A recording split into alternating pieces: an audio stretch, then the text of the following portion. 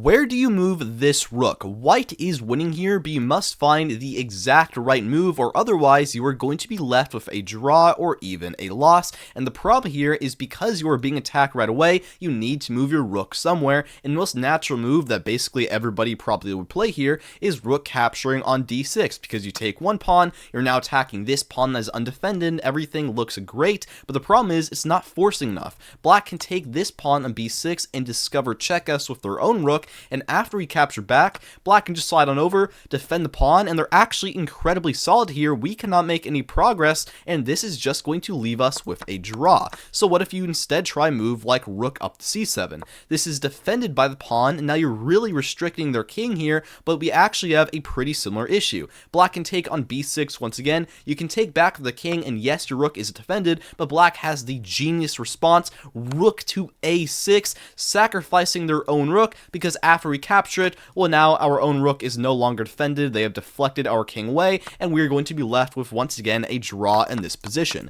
So, let's go back here. What about the move pawn to b7? This is not the correct option, but take a look at the idea. Even though you do lose your rook, the thing here is we're attacking their rook, and it is completely trapped in the corner, meaning they cannot move it at all. And using this idea of playing pawn to b7, the correct move is actually rook to c8 check, and it just completely insane sacrifice, because after Black takes back, we push up to b7. They can't go here, because then we can simply capture and promote, so they're forced to move right over, and what you want to not do here is just take immediately and promote. After Black takes back, this is actually losing. They have two more pawns than we do. What we want to do instead is, because the rook is completely trapped, simply push d5.